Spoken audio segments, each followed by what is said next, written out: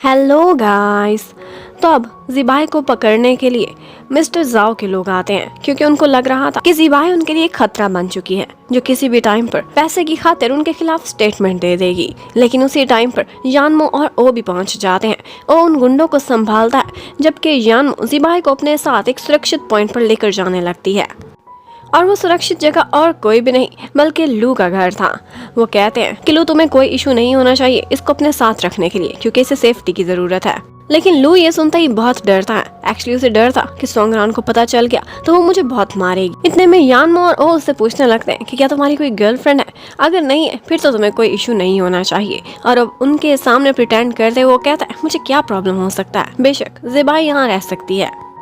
लेकिन फिर एक दिन सोंगरान उसके अपार्टमेंट पर आ जाती है और उसे अचानक से आया देख लू हैरान रह जाता है। वो जबरदस्ती उसके घर में भी घुस गई थी। लू इतना नर्वस दिखाई दे रहा था कि उसे देखते ही वो इन्वेस्टिगेशन करने लगती है। इवन कि उसे वहाँ से लेडीज परफ्यूम की स्मेल भी आ रही थी और साथ ही साथ वो देख रही थी कि खाने की 2 सर्विंग्स क्यों पड़ी हैं। वो वहीं पर ही उस पर गुस्सा करने लगती है। इवन कि उसने तो अपनी हील्स भी उतार ली थी। सोंगरान बहुत क्यूट लगती थी, जिस तरह से वो हमेशा लू की मर्जी जाने बगैर ही उस पर अपना हक जताने लगती थी। इतने में वो ज़िबाई को देखती है और उसे देखते ही अब तो उसका दिमाग बिल्कुल ही सटक गया था। लू बहुत मुश्किल से उसे कंट्रोल करता है और कहता है कि मैं तुम्हें बाहर फ्रेश एयर में जाकर सारी बात समझाता हूँ। लेकिन इतने में मिस्टर जाओ के गुंडे भी वहाँ पहुँच जाते हैं और अब वो गुंडा पीछे पीछे फ्लैट में ज़िबाई को पकड़ने के लिए पहुँच गया था। लेकिन ज़िबाई वहाँ की लाइट्स ऑफ कर देती है, किसी तरह से उसे डॉज देकर बाहर निकलती है। उसे तो एलिवेटर में बिठा देती है और खुद कहीं जाकर छुप जाती है। जब वो गुंडा बाहर जा रहा था निराश होकर तो उसी टाइम पर लू सोंगरान से मार भी खा रहा था। इतने में लू को शक होने लगता है तो उसे समझ आ जाती है कि ये ज़िबाई को तलाश करने के लिए यहाँ तक पहुँच चुके हैं। अब लू यानमो के पास जाता है और उसे समझाता है कि देखो, तुम्हें इस तरह के काम नहीं करने चाहिए, इन चक्करों में मत पड़ो, तुम सिर्फ अपने मिशन पर फोकस करो और उसके बाद हम वापस चलते हैं। लेकिन एक्चुअली फोकस तो वो खुद भी नहीं कर पा रहा था क्योंकि बार बार उसे सोंगरान की कॉल्स जो आ रही थी। और फिर उसके बाद हमें दिखाया जाता है कि यानजी के ऑफिस में एक नई असिस्टेंट आई है और वो कोई और नहीं बल्कि यानमो ही थी। यानजी उसे वहां देखकर बहुत खुश हो जाता है और यानमो को भी उसे सर्व करना, उसके साथ समय बिताना बहुत अच्छा लग रहा था। उसके बाद हमें गुस्सी को दिखाते हैं। वो अपने ऑफिस में थी, उसके ऑफिस की पावर जल्दी ऑफ होने वाली थी। उसके असिस्टेंट उसे बता देती है, लेकिन उसे अपने काम की इतनी जल्दी थी कि वो किसी बात पर कोई तवज्जो नहीं देती। अब उसके असिस्टेंट ने उसके लिए फ्राइड चिकन भी ऑर्डर करा दिया था। अब जब तक ओ वहाँ डिलीवरी देने के लिए आता है तो वो चीख सुनता है। गुस्सी डर गई थी जैसे ही लाइट्स ऑफ हुई थी। वो भागता हुआ जाता है और उसे जाकर हक कर देता है और कहता है मैं तुम्हें प्रोटेक्ट करूंगा। अब उसके बाद गुस्सी उसे अपनी दुख भरी कहानी सुनाती है कि बिजनेस सेटअप करने के लिए उसे कितनी मेहनत करनी पड़ती है और उसे ऐसा लगता है कि जैसे उसकी लाइफ में कभी कभी अंधेरा ही अंधेरा है। ओ उससे कहने लगता है कि क्या तुम्हें पता है, मैं मैजिक जानता हूँ, तुम्हें खुश करने के लिए मैं लाइट्स ऑन भी कर सकता हूँ। और फिर वो अपने अंदर की पावर को यूज करते हुए वहाँ की कुछ लाइट्स को ऑन कर देता है। ये देखते ही गुस्सी बहुत खुश हो गई थी। अब गुस्सी उसकी तरफ आगे बढ़ती है। वो चाहती थी कि उसे किस कर ले, लेकिन यहाँ पर ओ उसको पीछे हटा देता है और कहने लगता है कि तुम क्या चाहती हो, और वो गुस्से में वहाँ से निकल जाती है। और फिर ऑफिस में यानमो को दिखाते हैं। उसकी आज तबीयत खराब हो गई थी, उसके नोज से ब्लीडिंग हो रही थी। उसकी तबीयत खराब देखकर यानजी बहुत परेशान हो जाता है और कहता है कि मैं एक दिन ऑफ लूंगा और तुम मेरे साथ चलोगी, घर पर रेस्ट करो। जबकि लू उसने देखा था, उसकी मशीन ने उसे रिकॉर्ड से चेक करके बताया था कि हिस्टोरिकल इवेंट्स में एक तब्दीली हुई है और वो ये थी कि यानमो उसे जख्मी कर दिया जाएगा उस टाइम पर जब वो यानजी को बचा रही होगी। यही बात वो फोन करके यानमो को भी बता देता है। अब वो इतना परेशान हो गया था कि वो सीधा यानजी के पास जाता है और उससे कहता है कि यानमो बहुत ज़्यादा तुम्हारे इश्यूज में इन्वॉल्व हो रही है। इलीगल एक्सपेरिमेंट्स हो या जो भी तुम्हारे प्रॉब्लम्स जाओ या सुई के साथ चल रहे हैं, ये तुम्हें खुद ही हैंडल करने होंगे। प्लीज़ यानमो को इस सब में इन्वॉल्व मत करो, उसे एक रेयर ब्लड डिजीज़ है, इसलिए उसे ज़्यादा से ज़्यादा इन इश्यूज से दूर रहना चाहिए। और इसके साथ ही हमें यह भी पता चलता है कि यानजी ने ज़िबाई की बेटी की सारी पेमेंट्स कर दी हैं और अब उसका ट्रीटमेंट भी चल रहा है। इसके साथ ही वो उसको ये भी ऑफर करता है कि इन सारी मुश्किलों से दूर तुम सिंगापुर चली जाओ। जब तुम्हारी बेटी ठीक हो जाएगी तुम वापस आ जाना और तुम्हें मेरी कंपनी में फिर से जॉब मिल सकती है। उधर यानमो और यानजी दोनों इकट्ठे समय बिता रहे थे। यानजी कहने लगता है कि बेशक मुझे पता है तुम्हारे साथ जो भी प्रॉब्लम्स चल रहे हैं मैं वो सॉल्व तो कराना चाहता हूँ, लेकिन किसी गलत ढंग से नहीं। मैं इलीगल एक्सपेरिमेंट्स का अलाउ नहीं कर सकता। यहाँ पर यानमो बातों ही बातों में उसे मेंटली रेडी भी कर देती है कि हो सकता है मुझे ट्रीटमेंट कराने के लिए कहीं बहुत दूर भी जाना पड़े। और यहाँ पर वो दोनों किस भी करते हैं। फिर हमें जाओ जैंग को दिखाते हैं। वो सोचता है कि सुई का तो दिल टूट गया होगा क्योंकि ये तो लाइक करता था यानमो को और यानमो तो अब यानजी के साथ है। वो उसके ऑफिस में जाता है और उससे कहता है कोई बात नहीं, तुम्हें कोई और लड़की मिल जाएगी। यानजी ने तो उसे अपनी असिस्टेंट भी बना लिया है और ये बात सुई को अब पता चली थी। ये सुनते ही वो गुस्से में बॉयल करने लगता है और सीधा जाता है यानजी के पास और उससे कहता है कि हमने कहा था ना कि हम फेयर प्ले करेंगे उस गर्ल को हासिल करने के लिए, फिर तुमने उसे जानबूझकर अपना असिस्टेंट बनाया है ताकि तुम ज्यादा से ज्यादा समय उसके साथ बिताओ और इस तरह से मुझे हरा सको। तुम चीटिंग कर रहे हो, तुमने हमारे एग्रीमेंट की वायोलेशन की है, तुम्हें फ्रेंडशिप से बढ़कर वो लड़की हो गई है। लेकिन यानजी उससे कहता है कि ऐसी कोई बात नहीं, पता है मैं इतने दिनों इसलिए खामोश था क्योंकि मैं तुम्हें अपना फ्रेंड मानता हूँ, बेस्ट फ्रेंड। और जहाँ तक यानमो की बात है, मुझे लगता है कि मैं तुमसे पहले ही उसे जानता हूँ और तुमसे पहले ही उससे प्यार भी कर बैठा हूँ।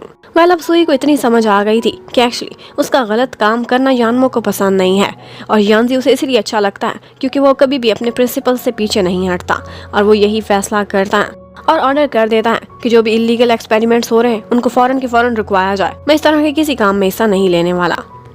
अब ये सुनते ही मिस्टर जाओ को बहुत गुस्सा आता है और वे तो पहले ही उनके साथ मिला हुआ था।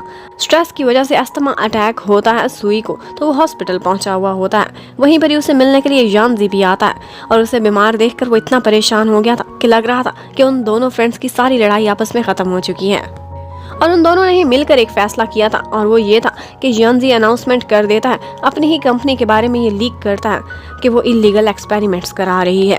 अब बोर्ड ऑफ डायरेक्टर्स में तो एकदम खलबली मच जाती है और हर कोई जवाब मांग रहा था सुई से, जो कि कंपनी का प्रेसिडेंट था। उसके पास इस सब का कोई जवाब नहीं था इस टाइम पर, तो वो उनसे सॉरी करता है और अपनी सीट छोड़कर वहाँ से चला जाता है। अब मिस्टर जाओ तो खुश हो जाते हैं और साथ में वे भी। उसे लगता था कि जाओ के साथ वो तरक्की कर सकता है और जाओ अब सुई की जगह प्रेसिडेंट बन जाएगा।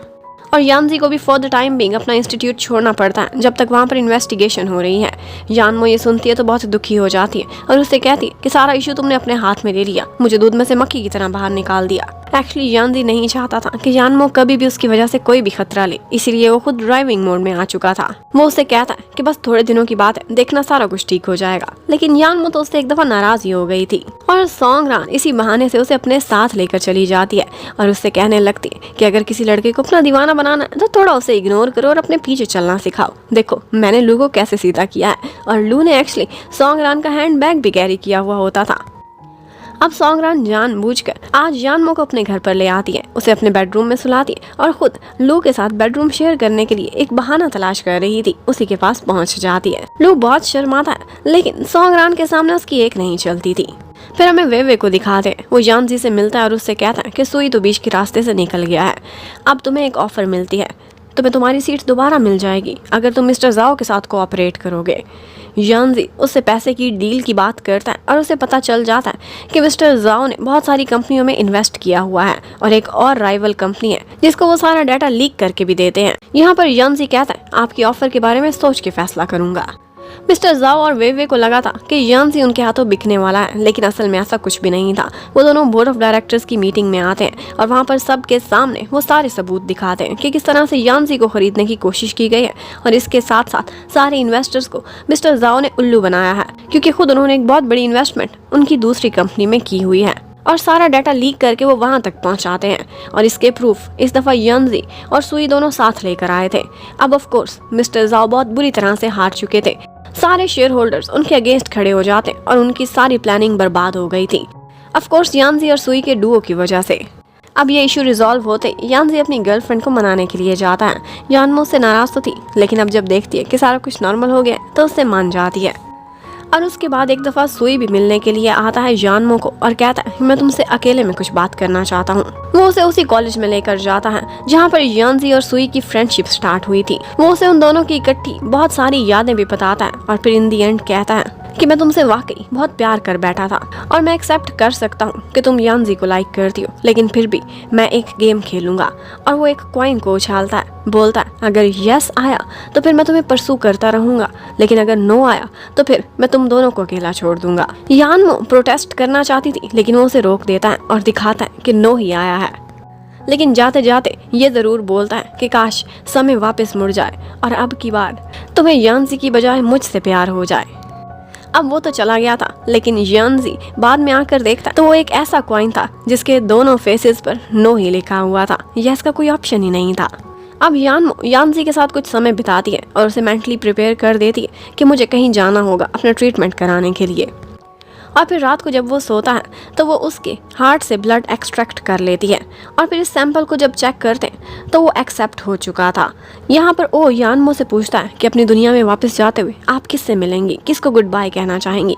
तो वो कहती कि सबसे इम्पोर्टेंट पर्सन को। ह्यूमंस तो ऐसे ही करते हैं, तुम आजकल कुछ ह्यूमन जैसे होते जा रहे हो।